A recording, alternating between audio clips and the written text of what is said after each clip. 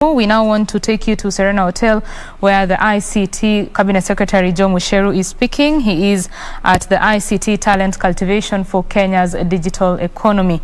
That is the ICT CS. Joe Mucheru speaking there at the ICT Talent Cultivation for Kenya's digital economy. Let's listen into that. Demo, Simama, we clap for you at least. Thank you. So, distinguished guests, ladies and gentlemen, it is a pleasure to officiate the launch of this white paper on ICT talent cultivation for Kenya's digital economy.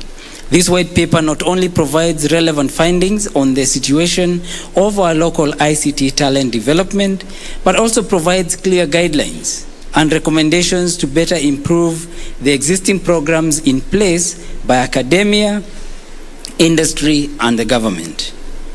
Kenyan youth are the most critical resource that the country has and will ever have in the foreseeable future. Therefore, investing in them through the provision of relevant skills and training is of utmost importance as they continue to face challenges and risks largely attributed to skills gaps. It is important for both government, academia, and the private sector to devise relevant programs that directly address the challenges they face with urgency. This includes collaboration to help academia update their curriculum to cater to the changing technological developments and market demands, as well as provision of internships and attachments. That said, the launch of the white paper is timely, especially with the growth of the digital economy and the digital transformation of industries taking precedence.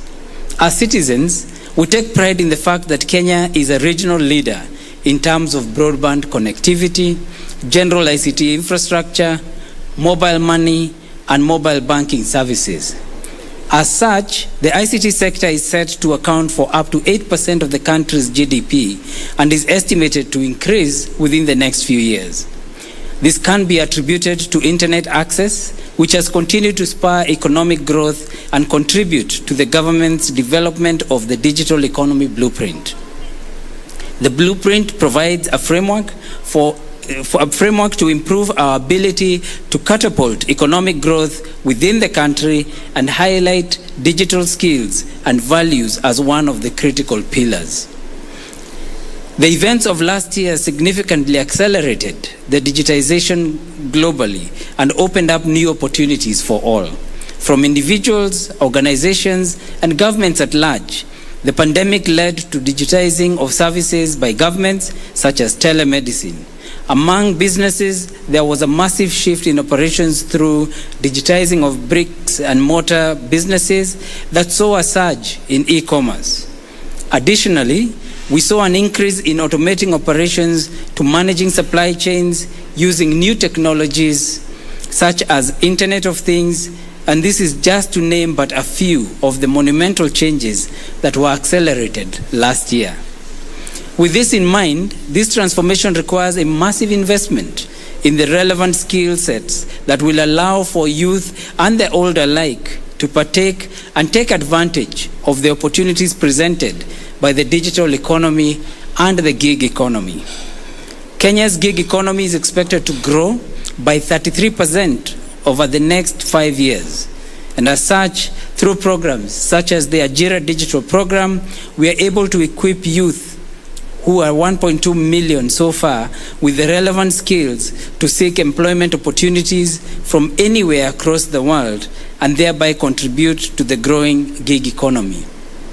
We have set a target of 15 million young people all working online by the year 2030. We hope it can be done sooner. With the 1.2 million that are already working today, if they can just take time and be able to mentor 10, then in a year we can get to even 12 million. In another year, even the old people can actually get into the gig economy, the ones older than 35. So the government has made significant strides in paving way for the digital economy. The National Broadband Strategy aimed at transforming Kenya into a knowledge-based economy through the provision of quality broadband services to all citizens countrywide.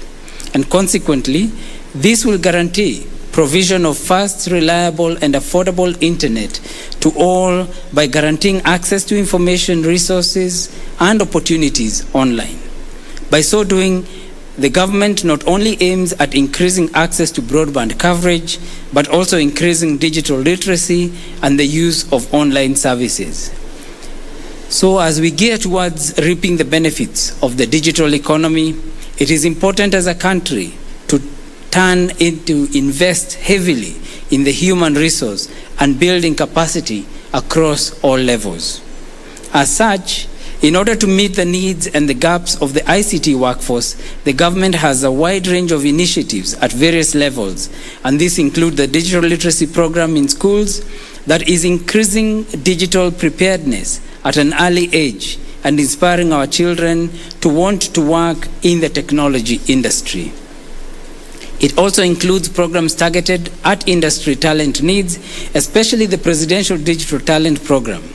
This was achieved through collaboration with industry partners such as Huawei. The program provides government internships, industry internships, and training with our partners.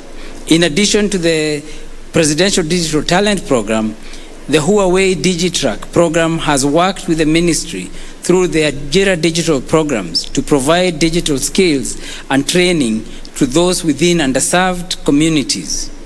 The Huawei ICT Academy program and the Seeds of the Future programs also provide training to those pursuing studies at various institutions of higher learning.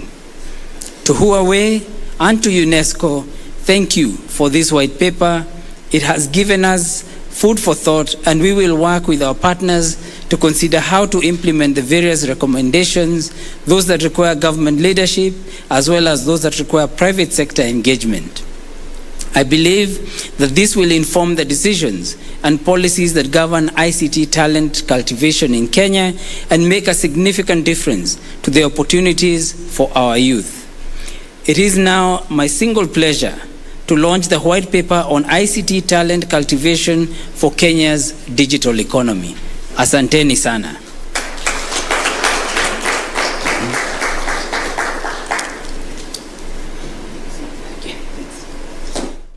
That was the ICT CS, Joe Mucheru. He was speaking at the launch of the white paper on cultivating digital talent in Kenya. And he has said quite a number of things, including how critical it is to build the capacity of young people to take up the online jobs, as well as the infrastructure that is going to be expanded, including the broadband